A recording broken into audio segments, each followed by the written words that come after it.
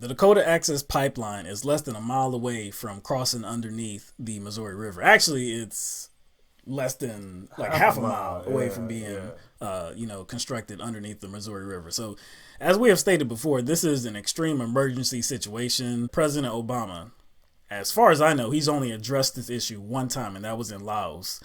And that was a couple months back when somebody had asked him a question about it in a town hall setting. And his response was a non-answer. Remember, we did that story. He pretty much didn't say anything at all. But now recently, just I believe a couple days ago now, or maybe, just recently, he was interviewed by NowThis, MSNBC, and he had some additional words to say about it. So let's hear what he had to say. We're monitoring this closely, and I think as a general rule, my view is that there is a way for us to accommodate sacred lands of Native Americans,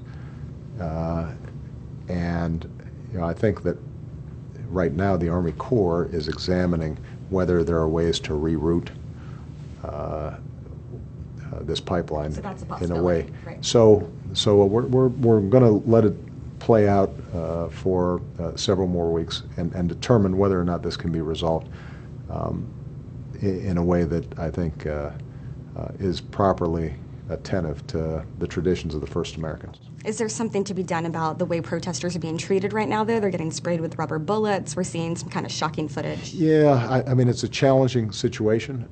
I think that my general rule when I talk to governors and state and local officials, whenever they're dealing with protests, including, for example, during the Black Lives Matters protests, is there's an obligation for protesters to be peaceful, and there's an obligation for authorities to show restraint. And I want to make sure that as everybody is exercising their constitutional rights to be heard, that both sides are refraining from situations that might result in people being hurt. Obama has a very crafty way of putting together nothing. You can say that. Yeah. But he like always it's a 0-calorie statement. But he's always been one to take his time processing his thoughts and getting those thoughts out into words, Yeah. But when he has absolutely nothing to say, it looks stupid. It looks like, why are you even answering the question if you're not going to say anything about it? Because she specifically asked him about what's happening to the water protectors, specifically. Right. And what was his answer? He was like, yeah, it's a challenging situation. Yeah, protesters need to be, peaceful in their protesting and nonviolent. And but the officers and the law enforcement, they need to act with restraint too. Which is saying absolutely nothing about the specific situation. No, because in general, that's true. Is anybody saying that the water protectors are acting not peaceful? Are we saying that they're not being peaceful? Are they being violent? No, the response has been violent. They've been instigating. Yes. They've been instigating the water protectors. And so what you see on the news is like they're being portrayed as like almost like terrorists. Yeah. In a sense. Yeah. You know what I'm saying? Pretty much. Just for trying to protect the livelihood of the land. Right. We have a long, rich history of abusing Native Americans, don't we? Now, you know what? I didn't know when you were going to bring it up, but I'm glad you just brought it up. It's going back to the beginning when we were colonized. So, I mean, it's like, if you think about it, in this kind of like modern day, we kind of like reflect on past society as being like uncivilized, and we always, say that, oh, we wouldn't do that. We wouldn't. We're civilized now. Right. Like we wouldn't do the same thing. It's easy to look back at the past generation and like 200 years ago, 300 years ago, and see how much dirt they did. Right. And think that we wouldn't do it now because we're more civilized. So we kind of offer these historical condolences for what was done to the Native Americans, and what I can call massive territorial gentrification project. It is, Oh, and it's still ongoing. And it's like, oh my bad, westward expansion. Westward expansion. Westward expansion. And so, have things changed? no. So The land was stolen hundreds of years ago, and land is currently still being stolen from Native Americans. You set up these treaties with the Native Americans because you understood that it was important, that we needed to recognize that their land was sacred. That's what I'm taking from it, right? Right.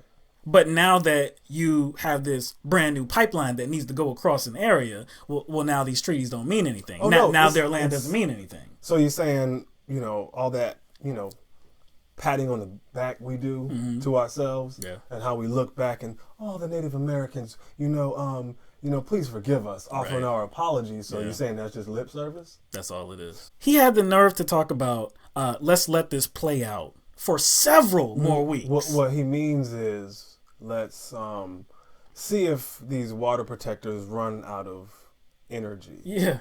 You know what I'm saying? Pretty much. And maybe, I only got so much longer in office, too. Exactly. So, this might not be my problem. It might not be hanging over my head. Yeah. But like we just said at the beginning of this video, the pipeline is very close to the Missouri River. So he's saying, let it play out, let it get completed. Exactly. Yeah, exactly. I mean, that's like, if we let it play out several more weeks, then what? It's going to cross under the Missouri River, and that's what we are trying to stop. Basically, it's a done deal. Man, so in response to President Obama's interview, there's an article on Occupy Democrats, and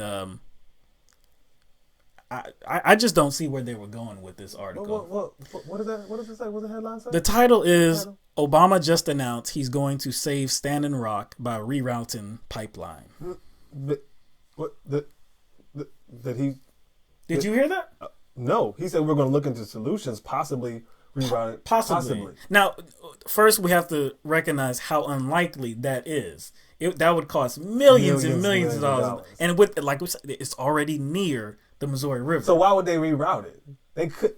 It's already. If they were going to do that, they haven't stopped. If they haven't rerouted now, why would they reroute when they get close? Because rerouting usually would happen further up, right? Right. So is it gonna go underneath the Missouri River and then they're gonna reroute it? Really? Yeah, I know. But it don't make sense.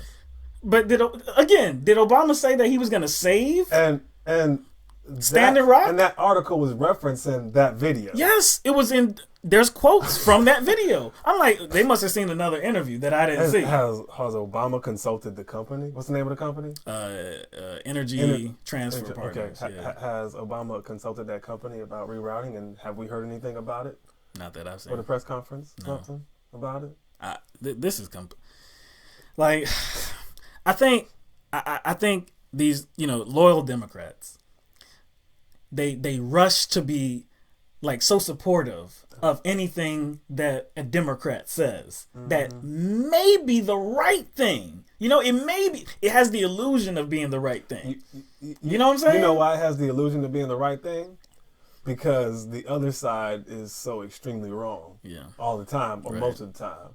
So, but think about that hypocrisy though, man. It's like, we always hear that, why are these people, especially poor people, people that are not doing so well in life, in this economy for years, why are you still voting Republican, right? Why are you voting against your own interest? Are you saying, can we say the same things about Democrats? Is that what you're saying? That's exactly what I'm saying. Okay.